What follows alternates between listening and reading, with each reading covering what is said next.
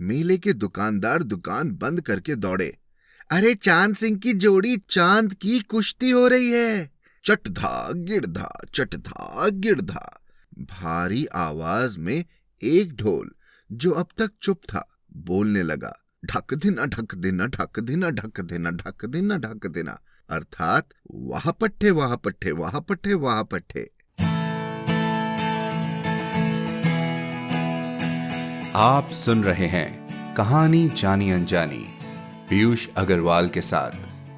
चलिए आज की कहानी का सफर शुरू करते हैं। नमस्कार दोस्तों, कैसे मिजाज हैं आपके? आशा करते हैं कि आप सब अच्छे से अपना ध्यान रख रहे होंगे और कहानियों के साथ चलते जा रहे होंगे। हम भी आपके साथ के साथ आगे बढ़ते जा रहे हैं और आपके ईमेल्स पढ़कर फूले नहीं समा रहे हैं। टूबा मुमताज जी लिखती हैं, hello Piyush, would like to comment on your stories which both me and my nanny enjoy. We listen to it on Spotify and I think while listening to it, my nanny forgets about her health problems. She is bedridden, so I try to look for new things to distract her and entertain her daily. This is the first time I am listening to a podcast and listening to old Hindi stories seems to be helping her. Thank you for doing this wonderful job. इस चिट्ठी ने कहानी जानी अनजानी का होना सफल कर दिया। हम टूबा जी का बहुत बहुत धन्यवाद करते हैं हमें प्रोत्साहित करने के लिए और यही कामना करते हैं कि उनकी नानी जी जल्द से जल्द स्वस्थ और अच्छी हो जाए। उनकी नानी को हमारी कहानियां खुशी देती है, इससे बड़ी हौसला अफजाई हमारे लिए नहीं हो सकती। तो बस इसी तरह प्यार भरे संदेश हम तक पहुंचाते रहे hello@piyushagarwal.com पर अपने ईमेल्स के जरिए। इन्हीं बातों के सिलसिले के साथ आगे बढ़ते हैं आज की कहानी की तरफ। बहुत ही अलग और खूबसूरत ढंग से कही गई पहलवान की ढोलक, जिसे लिखा है फणीश्वर नाथ रेणु जी ने, जिनका 4 मार्च को जन्मदिन भी था।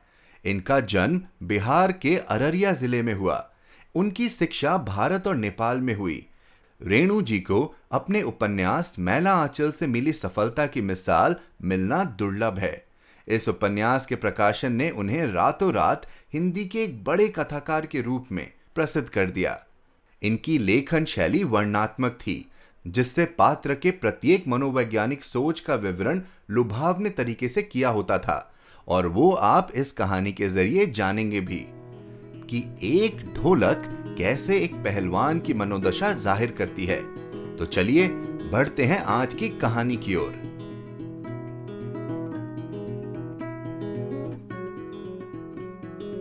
पहलवान की ढोलक, फणीश्वर नाथ रेणु। जाड़े का दिन, अमावस्या की रात, ठंडी और काली, मलेरिया और हैजे से पीड़ित गांव भयार्त शिशु की तरह थर थर कांप रहा था। पुरानी और उजड़ी बांस फूस की झोपड़ियां में अंधकार और सन्नाटे का सम्मिलित साम्राज्य, अंधेरा और निस्तब्धता। अंधेरी रात चुपचाप आंसू बहा रही थी। निस्तब्धता करुण सिसकियों और आहों को बलपूर्वक अपने हृदय में ही दबाने की चेष्टा कर रही थी। आकाश में तारे चमक रहे थे। पृथ्वी पर कहीं प्रकाश का नाम नहीं। आकाश से टूटकर यदि कोई भावुक तारा पृथ्वी पर जाना भी चाहता तो उसकी ज्योति और शक्ति रास्ते में ही शेष हो जाती। अन्य तारे उसकी भावुकता अथवा असफलता पर खिल खिलाकर हंस पड़ते थे। सियारों का क्रंदन और पेचक की डरावनी आवाज कभी कभी निस्तब्धता को अवश्य भंग कर देती थी। गांव की झोपड़ियों से करहाने और कौ करने की आवाज, हरे राम हे भगवान की टेर अवश्य सुनाई पड़ती थी। बच्चे भी कभी कभी निर्बल कंठों से मां मां पुकार कर रो पड़ते थे। पर इससे रात्रि की निस्तब्धता में विशेष बाधा नहीं पड़ती थी। कुत्तों में परिस्थिति को ताड़ने की एक विशेष बुद्धि होती है।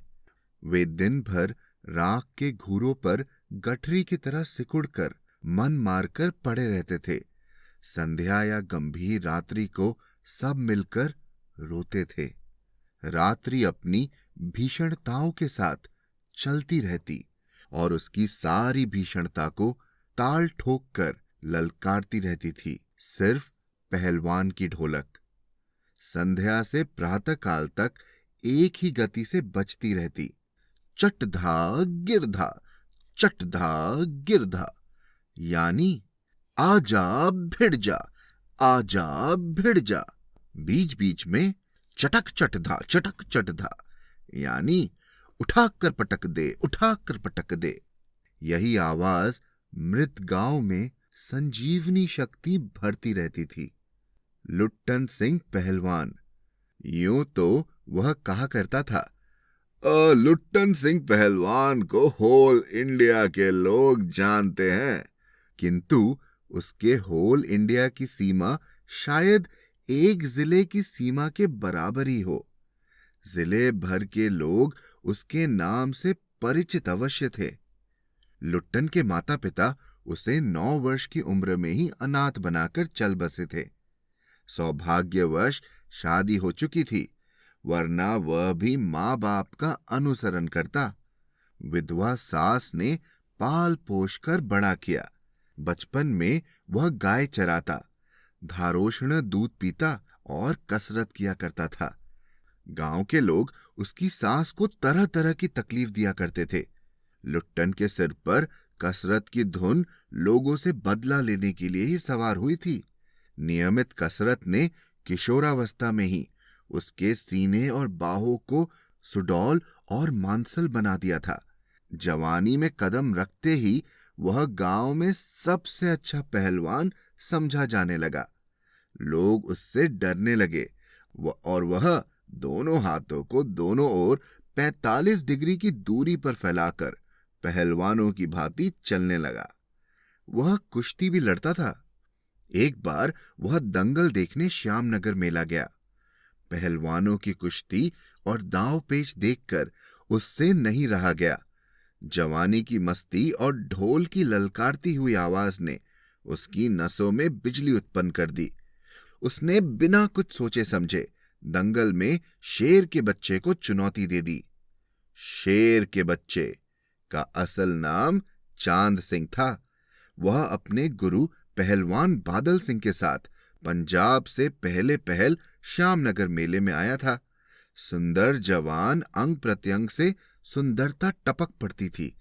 3 दिनों में ही पंजाबी और पठान पहलवानों के गिरोह के अपनी जोड़ी और उम्र के सभी पट्टों को पछाड़कर उसने शेर के बच्चे की टाइटल प्राप्त कर ली थी। इसलिए वह दंगल के मैदान में लंगोट लगाकर एक अजीब किलकारी भरकर छोटी दुल्की लगाया करता था। देसी नौजवान पहलवान उससे लड़ने की कल्पना से भी घबराते थे। अपनी टाइटल को सत्य प्रमाणित करने के लिए ही चांद सिंह बीच बीच में दहाड़ता फिरता था। श्यामनगर के दंगल और शिकार प्रियविद राजा साहब उसे दरबार में रखने की बात कर ही रहे थे कि लुट्टन ने शेर के बच्चे को चुनौती दे दी। सम्मान प्राप्त चांद सिंह पहले तो किंचित उसकी स्पर्धा पर मुस्कुराया, फिर बाज की तरह उस पे टूट पड़ा। शांत दर्शकों की भीड़ में खलबली मच गई। अरे पागल है पागल, मरा, मरा मरा। पर वाह रे बहादुर, लुट्टन बड़ी सफाई से आक्रमण को संभाल कर निकल कर उठ खड़ा हुआ और पैंतरा दिखाने लगा। राजा साहब ने कुश्ती बंद करवाकर लुट्टन को अपने पास बुलवाया और समझाया। अंत में उसकी हिम्मत की प्रशंसा करते हुए 10 रुपए का नोट देकर कहने लगे, जाओ मेला देखकर घर जाओ। नहीं सरकार, लड़ेंगे, हुक्म हो सरकार। तुम पागल हो, जाओ। मैनेजर साहब से लेकर सिपाहियों तक ने धमकाया।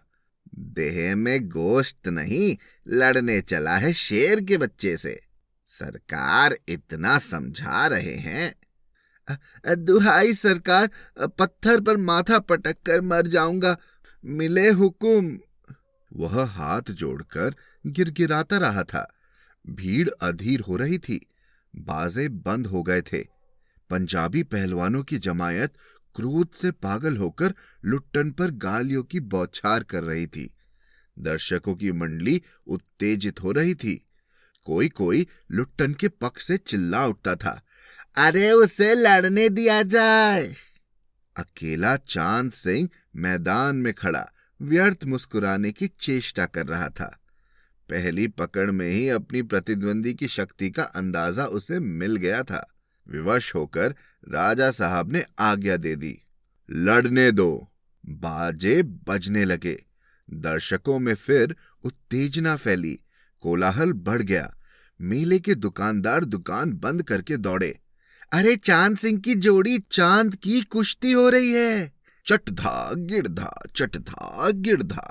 भारी आवाज में एक ढोल जो अब तक चुप था बोलने लगा, ढक देना ढक देना ढक देना ढक देना ढक देना ढक देना, अर्थात वाह पट्टे वाह पट्टे वाह पट्टे वाह पट्टे। लुट्टन को चांद ने कस कर दबा लिया था। अरे गया गया गया गया गया। दर्शकों ने तालियां बजाई। हलवा हो जाएगा हलवा। हंसी खेल नहीं, शेर का बच्चा है बच्चू। चट गिरधा चट गिरधा चट गिरधा। मत डरना मत डरना मत डरना। लुट्टन की गर्दन पर केहूनी डालकर चांद चित करने की कोशिश कर रहा था। अरे वहीं दफना दे बहादुर। बादल सिंह अपने शिष्य को उत्साहित कर रहा था। लुट्टन की आंखें बाहर निकल रही थी। उसकी छाती फटने फटने को हो रही थी। राजमत बहुमत चांद के पक्ष में था। सभी चांद को शाबाशी दे रहे थे। लुट्टन के पक्ष में सिर्फ ढोल की आवाज थी, जिसके ताल पर वह अपनी शक्ति और दांव पेच की परीक्षा ले रहा था, अपनी हिम्मत को बढ़ा रहा था। अचानक ढोल की एक पतली आवाज सुनाई पड़ी, ढक देना तिरकट देना, ढक देना टिरकट देना, ढक देना तिरकट देना। लुट्टन को स्पष्ट सुनाई पड़ा। ढोल कह रहा था, दाव काटो बाहर हो जा, दाव काटो बाहर हो जा। लोगों के आश्चर्य की सीमा नहीं रही। लुट्टन दाव काट कर बाहर निकला और तुरंत लपक कर उसने चांद की गर्दन पकड़ ली। अरे वाह रे मिट्टी के शेर, अच्छा बाहर निकल आया, इसलिए तो। जनमत बदल रहा था। मोटी और भोंडी आवाज वाला ढोल बज उठा। चटक चटधा चटक चटधा चटक चटधा। उठा पटक दे उठा पटक दे उठा पटक दे। लुट्टन ने चालाकी से दाव और जोर लगाकर चांद को जमीन पे दे मारा। धिक देना धिक देना धिक देना धिक देना, अर्थात चित करो चित करो चित करो चित करो। लुट्टन ने अंतिम जोर लगाया। चांद सिंह चारों खाने चित हो रहा। धागिड़ खिड़े धागिड़ खिड़े धागिड़ खिड़े। वाह बहादुर वाह बहादुर वाह बहादुर। जनता यह स्थिर नहीं कर सकी कि किसकी जय ध्वनि की जाए। फलतः अपनी अपनी इच्छा अनुसार किसी ने मां दुर्गा की, किसी ने महावीर जी की, कुछ ने राजा श्यामनंद की जय ध्वनि की। अंत में सम्मिलित जय से सारा आकाश गूंज उठा। विजय लुट्टन कूदता फांदता ताल ठोकता सबसे पहले बाजे वालों की ओर दौड़ा और ढोलों को श्रद्धापूर्वक प्रणाम किया। फिर दौड़कर उसने राजा साहब को गोद में उठा लिया। राजा साहब के कीमती कपड़े मिट्टी में सन गए। मैनेजर साहब ने आपत्ति की, अरे रहे, किंतु राजा साहब ने उसे स्वयं छाती से लगाकर गदगद होकर कहा, जीते रहो बहादुर, तुमने मिट्टी की लाज रख ली। पंजाबी पहलवानों की जमात चांद सिंह की आंख पोंछ रही थी। लुट्टन को राजा साहब ने पुरस्कृत ही नहीं किया, अपने दरबार में सदा के लिए रख लिया। तब से लुट्टन राज पहलवान हो गया और राजा साहब उसे लुट्टन सिंह कहकर पुकारने लगे। राज पंडितों ने मुंह बिचकाया, हुजूर जाति का दुसाद सिंह। मैनेजर साहब क्षत्रिय थे। क्लीन शेव्ड चेहरे को संकुचित करते हुए अपनी पूरी शक्ति लगाकर नाक के बाल उखाड़ रहे थे। चुटकी से अत्याचारी बाल को रगड़ते हुए बोले, हाँ सरकार, ये अन्याय है। राजा साहब ने मुस्कुराते हुए सिर्फ इतना कहा, उसने क्षत्रिय का काम किया है। उसी दिन से लुट्टन सिंह पहलवान की कृति दूर दूर तक फैल गई। पौष्टिक भोजन और व्यायाम तथा राजा साहब की स्नेह दृष्टि ने उसकी प्रसिद्धि में 4 चांद लगा दिए। कुछ वर्षों में ही उसने एक एक कर सभी नामी पहलवानों को मिट्टी सुंघाकर दिखा दिया। काला खां के संबंध में यह बात मशहूर थी कि वह ज्यों ही लंगोट लगाकर या अली कहकर अपने प्रतिद्वंदी पर टूटता है, प्रतिद्वंदी पहलवान को लकवा मार जाता है। लुट्टन ने उसको भी पटक कर लोगों का भ्रम दूर कर दिया। उसके बाद से वह राज दरबार का दर्शनीय जीव ही रहा। चिड़िया खाने में पिंजरे और जंजीरों में झकोर कर बाघ दहाड़ता। सुनने वाले कहते, राजा का बाघ बोला। ठाकुर बाड़े के सामने पहलवान गरजता, महावीर। लोग समझ लेते पहलवान बोला। मेलों में वह घुटने तक लंबा चोगा पहने अस्त व्यस्त पगड़ी बांधकर मतवाले हाथी की तरह घूमता चलता। दुकानदारों को चुहल करने की सूझती। हलवाई अपनी दुकान पर बुलाता, पहलवान काका, ताजा रसगुल्ला बना है, जरा नाश्ता कर लो। पहलवान बच्चों की सी स्वाभाविक हंसी हंसकर कहता, अरे तनी मनी का है, ले आओ 1.5 सेर, और बैठ जाता। 2 सेर रसगुल्लों को उदास्त करके मुंह में 8-10 पान की गिलोरिया ठूस ठुड्डी को पान के रस से लाल करते हुए अपनी चाल में मेले में घूमता।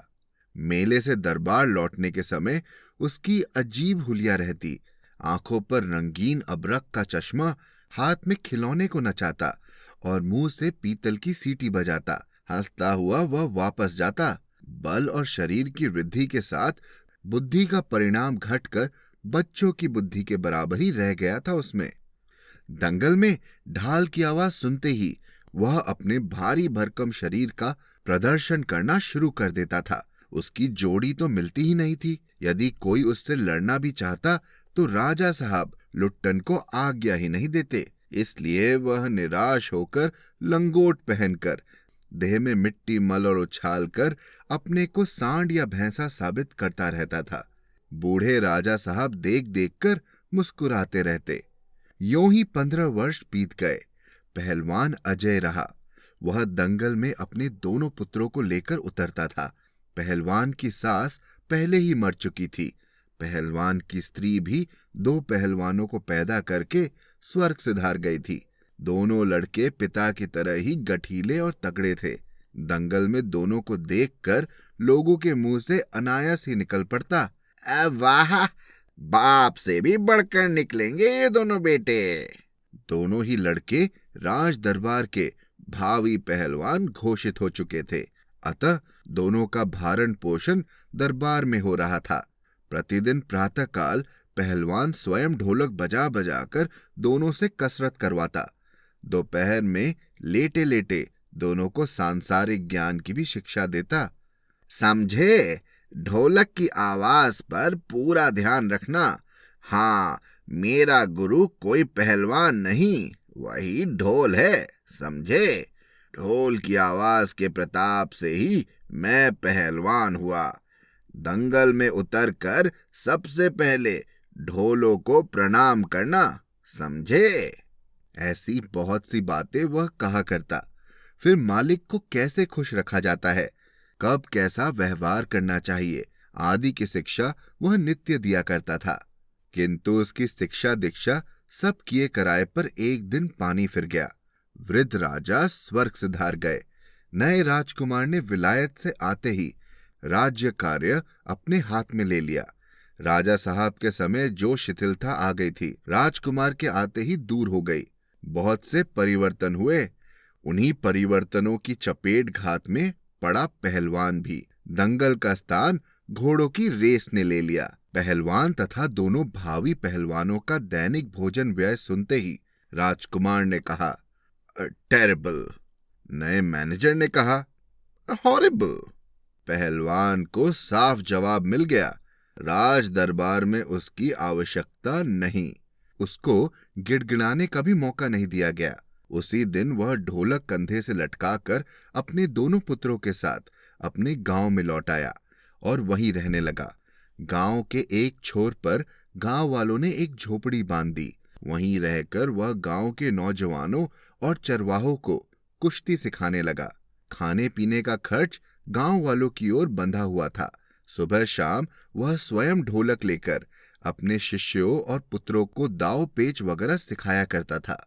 गांव के किसान और खेतीहर मजदूर के बच्चे भला क्या खाकर कुश्ती सीखते। धीरे धीरे पहलवान का स्कूल खाली पड़ने लगा। अंत में अपने दोनों पुत्रों को ही वह ढोलक बजा बजा कर लड़ाता रहा, सिखाता रहा। दोनों लड़के दिन भर मजदूरी करके जो कुछ भी लाते उसी में गुजर होती रही। अकस्मात गांव पर वज्रपात हुआ। पहले अनावृष्टि, फिर अन्न की कमी, तब मलेरिया और हैजे ने मिलकर गांव को भूनना शुरू कर दिया। गांव प्रायः सूना हो चला था। घर के घर खाली पड़ गए थे। रोज 2-3 लाशें उठने लगी। लोगों में खलबली मची हुई थी। दिन में तो कलरव, हाहाकार तथा हृदय विदारक रुदन के बावजूद भी लोगों के चेहरे पर कुछ प्रभा दृष्टिगोचर होती थी, शायद सूर्य के प्रकाश में। सूर्योदय होते ही लोग कांखते कूकते कर्राते अपने अपने घरों से बाहर निकलकर अपने पड़ोसियों और आत्मियों को ढांढस देते थे। अरे क्या करेगी रोकर दुल्हन, जो गया सो गया, वह तुम्हारा नहीं था, वह जो है उसको तो देखो। अब भैया घर में मुर्दा रख के कब तक रोगे? कफन की क्या जरूरत है, दे आओ नदी में, इत्यादि। किंतु सूर्यास्त होते ही जब लोग अपनी अपनी झोपड़ियों में घुस जाते तो चू भी नहीं करते। उनकी बोलने की शक्ति भी जाती रहती थी। पास में दम तोड़ते पुत्र को अंतिम बार बेटा कहकर पुकारने की भी हिम्मत माताओं की नहीं होती थी। रात्रि की विभीषिका को सिर्फ पहलवान की ढोलक ही ललकार कर चुनौती देती रहती थी। पहलवान संध्या से सुबह तक चाहे जिस ख्याल से ढोलक बजाता हो, किंतु गांव के अर्धमृत औषधि उपचार पथ्य विहीन प्राणियों में वह संजीवनी शक्ति भरती थी। बूढ़े बच्चे जवानों की शक्तिहीन आंखों के आगे दंगल का दृश्य नाचने लगता था। स्पंदन शक्ति शून्य स्नायुओं में भी बिजली दौड़ जाती थी। अवश्य ही ढोलक की आवाज में न तो बुखार हटाने का कोई गुण था और न महामारी की सर्वनाश गति को रोकने की शक्ति ही। पर इसमें संदेह नहीं कि मरते हुए प्राणियों को आंखें मूंदते समय कोई तकलीफ नहीं होती थी। मृत्यु से वे डरते नहीं थे। जिस दिन पहलवान के दोनों बेटे क्रूर काल की चपेट घात में पड़े, असह्य वेदना से छटपटाते हुए दोनों ने कहा था, बाबा उठा पटक दो वाला ताल बजाओ।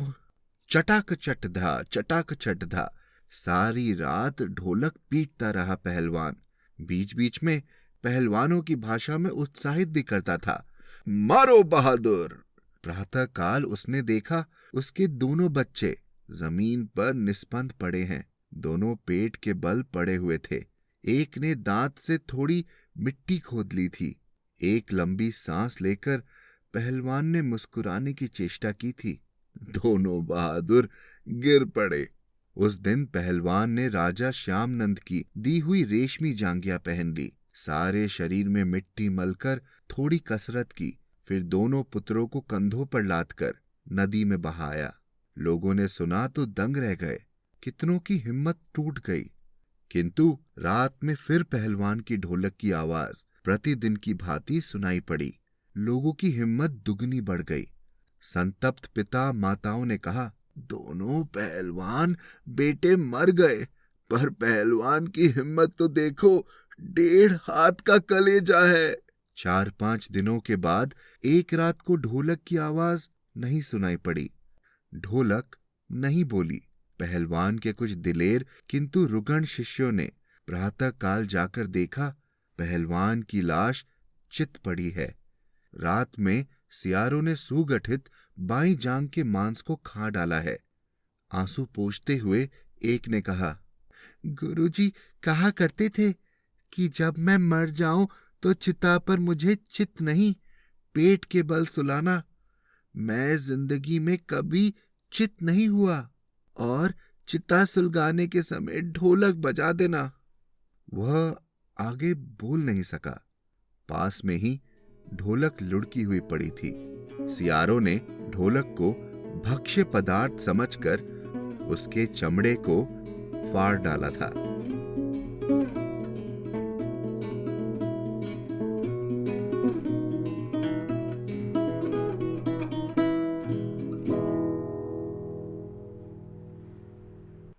तो कहिए, कैसी लगी आपको आज की कहानी? हिम्मत, हौसला और हैरानियत सब नाच रहे थे उस ढोल के ताल पर। आप बताएं, क्या आपको भी कहानी सुनकर ऐसा लगा? हमें लिख भेजिए hello@piyushagarwal.com पर, या फिर एप्पल पॉडकास्ट पर अपना रिव्यू डालें। बोलती चिट्ठियां में अपनी चिट्ठियां भेजने की आखिरी तारीख अब करीब है। हम अब तारीख को और आगे नहीं कर पाएंगे, तो बिना हिचकिचाए अपनी चिट्ठियां हमें भेजें। आप किसी को हमारे जरिए से संदेश भेज भी सकते हैं। बाकी जानकारी के लिए piyushagarwal.com पर जाएं। हर शुक्रवार आप तक नई कहानियां लाने का श्रेय मैं अपनी टीम को देना चाहूंगा। आज के एपिसोड की प्रोड्यूसर हैं देवांशी बत्रा। आप सुन रहे थे कहानी जानी अनजानी पीयूष अग्रवाल के साथ, जो कि इंडी पॉडकास्टर की एक पेशकश है। तो हम आपसे मिलते रहेंगे हर शुक्रवार। तब तक के लिए अपना ध्यान रखिए, स्वस्थ रहिए और मुस्कुराते रहिए।